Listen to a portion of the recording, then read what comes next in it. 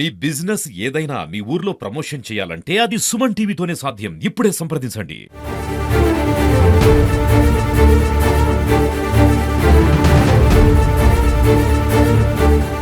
ఛేదించడం కష్టతరం అనుకున్న సూర్యాపేటలోని సాయి సంతోషులు జ్యువెలరీ కేసును ఛేదించే పోలీసులు సూర్యాపేట జిల్లా పోలీసులు తమ కృషిని దృఢనిశ్చయాన్ని పట్టుదలను మరోసారి సమాజానికి చాటి చెప్పిన పరిస్థితి కనపడుతుంది.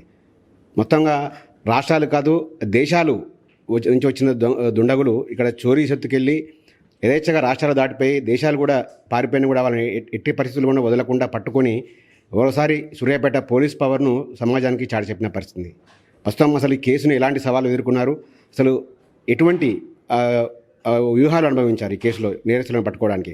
మనతో పాటు మాట్లాడడానికి సూర్యాపేట ఎస్పీ నరసింహగౌడ్ గారు ఉన్నారు. వారితో సార్ చెప్పండి, ఎలా ఛేదించారు, ఎటువంటి సవాళ్ళు ఎదుర్కొన్నారు ఈ కేసు? అండి మీ యొక్క కాంప్లిమెంట్స్కి ముందుగా సూర్యాపేట జిల్లా కేంద్రంలో జూలై 21 నైట్ జరిగినటువంటి అఫెన్స్ సాయి సంతోషి జ్యువెలరీ షాప్లో మనకు అఫెన్స్ జరిగింది. దీనికి సంబంధించినటువంటి ప్రాథమిక నివేదిక ఫిర్యాదు రాగానే ఇమీడియట్లీ పోలీసులు అతి తక్కువ టైంలో స్పందించడం జరిగింది. ఇమీడియట్లీ సీన్ విజిట్ చేసి మనం ఒక ప్రాథమిక అంచనాకి రావడం జరిగింది. దాదాపు ఫిర్యాదుదారుడు ఇచ్చినటువంటి కంప్లైంట్ బేస్ చేసుకొని మనకు ఈ యొక్క దొంగతనం కేసులో 2.5 కేజీల బంగారు నగలు, కొంత నగదు మాయమైనట్లు అతను ఇచ్చినటువంటి ఫిర్యాదులో దాన్ని సీరియస్గా తీసుకోవడం జరిగింది.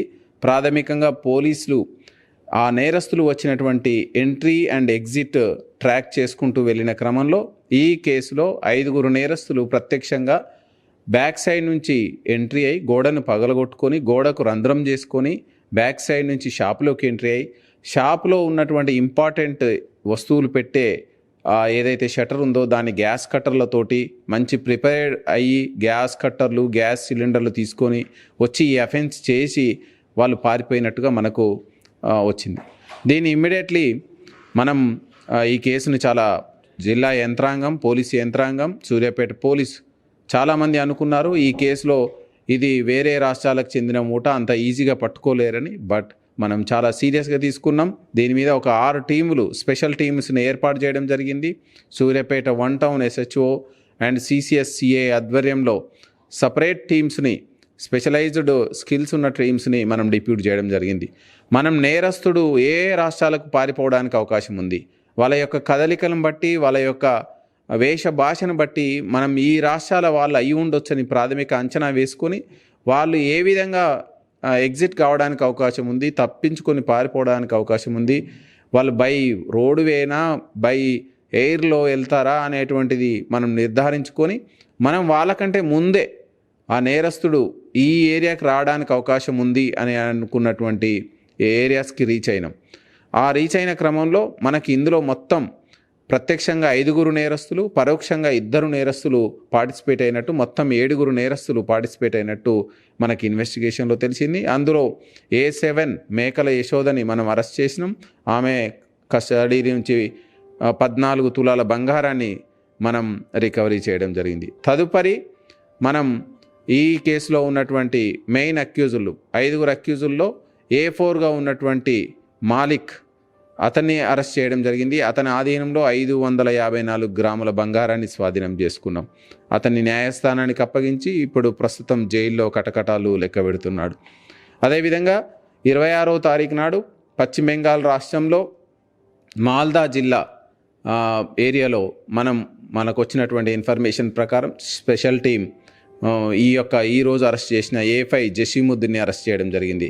ఇతని ఆధీనంలో 25 తులాల బంగారాన్ని, అదేవిధంగా 4,84,000 రూపాయలని నగదుని మనం స్వాధీనం పరుచుకొని ఈరోజు అతన్ని న్యాయస్థానాలలో అక్కడనే హాజరుపరిచి ట్రాన్సిట్ వారెంట్లో తీసుకొచ్చి ఈరోజు మన న్యాయస్థానాల ముందు ప్రొడ్యూస్ చేయడం జరుగుతుంది. ఇంకా ఇందులో 3 నేరస్తులు నేపాల్ జాతీయులు, వీళ్ళు పరారీలో ఉన్నారు. వీళ్ళ గురించి మనం స్పెషల్ టీమ్స్ పెట్టుకున్నాం. ఏ క్షణమైనా వీళ్ళ గురించి మనకు ఇన్ఫర్మేషన్ వస్తుంది. వచ్చిన తర్వాత ఖచ్చితంగా వీళ్ళని పట్టుకొని వీళ్ళని ఖచ్చితంగా న్యాయస్థానాల ద్వారా శిక్షలు పడేటట్టు చేయడంలో పోలీస్ కృతనిశ్చయంతో ఉందని తెలియజేయడం. అంటే రాష్ట్రం కానీ రాష్ట్రంలో వీళ్ళని పట్టుకోవాలంటే కొన్ని సవాళ్ళు, అక్కడ ప్రతికూల పరిస్థితులు ఉంటాయి సార్. వాటిని ఎలా అధిగమించారు? అక్కడ ఎటువంటి ఏమైనా ఆటంకాలు ఎదురయ్యాయి? ఖచ్చితంగా ఎప్పుడైనా మన ఏరియాలో కాకుండా పోలీసింగ్ చేసే క్రమంలో ఇతర రాష్ట్రాల్లో పోలీసింగ్ చేస్తున్నప్పుడు పోలీసుల మీద కూడా అటాకులు జరిగిన సందర్భాలు ఉన్నాయి. పోలీసులకు చాలా విపత్కర పరిస్థితులు ఎదురైన సవాళ్ళు ఉన్నాయి. కానీ సూర్యాపేట జిల్లా యంత్రాంగం, అదేవిధంగా రాష్ట్ర ప్రభుత్వం ఇచ్చేటువంటి రాష్ట్ర పోలీస్ అందరూ కూడా ఇందులో వేరే రాష్ట్రాలకు పోయి నేరస్తులను పట్టుకురావడంలో చాలా నైపుణ్యం పొందిన వాళ్ళు కాబట్టి మన వాళ్ళు అక్కడ ప్రత్యక్షమైనటువంటి ఆధారాలు, టెక్నికల్ ఆధారాలు అన్నిటిని క్రోడీకరించుకొని మనం ఒక నేరస్తుని పట్టుకున్న తర్వాత మళ్ళీ అక్కడ న్యాయస్థానాల్లో పొందుపరచాలంటే మనం సరైన ఆధారాలు చూపాలి. అక్కడ లోకల్ ఉన్న పోలీస్ అసిస్టెన్స్ తీసుకొని మనం వాళ్ళని ఖచ్చితంగా వాళ్ళని ప్రొజెక్ట్ చేసి అక్కడ న్యాయస్థానాలని వాళ్ళకు కాన్ఫిడెన్స్ కల్పించి ఇతడు నేరంలో పాల్గొన్నాడని మనం చూపిస్తూ అతన్ని ఈరోజు మనం పట్టుకురావడం జరిగింది. ఈ కేసు మనం డిటెక్ట్ చేయడంతో సూర్యాపేట ప్రజానికానికి, సూర్యాపేటలో ఉన్నటువంటి ప్రతి పౌరులకు కూడా పోలీసులు రక్షణ కల్పించడంలో వాళ్ళు చాలా కష్టపడుతున్నారనేటువంటి నమ్మకాన్ని మనం తీసుకురావడం జరిగింది. అంటే ఇటువంటి కేసులు పునరావృతం కాకుండా ప్రజలకు ఎటువంటి సందేశం ఇచ్చారు సార్? ఓన్లీ పోలీసే కాదు, ప్రజలకు కూడా కొంత బాధ్యత ఉంటుంది. ఇలాంటి కేసులు మనం వేరే రాష్ట్రాల నుంచి, వేరే దేశాల నుంచి, వేరే పనుల నిమిత్తం మన జిల్లాకు వచ్చేవాళ్ళు, మన ప్రాంతానికి వచ్చే వాళ్ళ మీద ప్రజలు కూడా జాగ్రత్తతో ఉండాలి. పోలీస్ నిఘా పెట్టి ఉన్నది, అయినప్పటికీ ప్రజలు కూడా దీనికి పోలీస్కి సహకరించాలి. ఎవరైనా కొత్త వాళ్ళు, ఎవరైనా అపరిచితులు, అనుమానాస్పద వ్యక్తులు మీ ఏరియాలో తారసపడుతున్నప్పుడు, మీ ఏరియాలో అనుమానాస్పదంగా తిరుగుతున్నప్పుడు ఖచ్చితంగా పోలీస్కి తెలియజేయాలి. ఇదే కాదు, మనం పోలీసు చేసే యాక్టివిటీస్లో మనం దొంగతనాలు, నేరాలు, ఈ శిక్షలు రప్పియడంలో మనకు ఈ యొక్క సీసీటీవీలు అనేవి ప్రముఖమైన పాత్ర పోషిస్తాయి. కాబట్టి ప్రతి ఒక్కరిని సీసీటీవీలు ఏర్పాటు చేసుకొని మీరు కూడా పోలీస్కి దొంగతనాలు, నేరాలు నిరోధించడంలో, వాటిని డిటెక్ట్ చేయడంలో కృషి చేయాలని కోరుకుంటున్నాం. Thank you very much sir. ఇది ఖచ్చితంగా నేరగాళ్ళకైతే సూర్యాపేట రావాలంటేనే ఒక భయపడే పరిస్థితులు సూర్యాపేట పోలీసులు ఒక బలమైన సందేశాన్ని ఇచ్చారు. కఠినతరమైన నేరస్తులను పట్టుకొని అసలు విమర్శకులు చాలామంది ఈ కేసును పోలీసులు ఛేదించలేరన్న వారందరికీ కూడా తమదైన శైలిలో నేరస్తులను పట్టుకొని పోలీసులు అయితే పోలీస్ పవర్ను మరోసారి సమాజానికి చూపించిన పరిస్థితి కనపడుతుంది. ప్రజలు కూడా నూతన ఎవరైతే కొత్త వ్యక్తులు వస్తారో వారి పట్ల అప్రమత్తంగా ఉండి పోలీసులకు తెలియజేయాలి. అటువంటి చర్యలు తీసుకున్నప్పుడు ఇటువంటి ఘటనలు పునరావృతం కాకుండా ఉంటాయి. సో నేరగాళ్ళకైతే ప్రజలకు భరోసా కల్పించడానికి ఈ కేసులో ఎటువంటి ఆటంకాలు ఎదుర్కొన్నా కూడా దీన్ని ఛేదించగలిగామని కూడా ఎస్పీ గారు చెప్తా ఉన్నారు.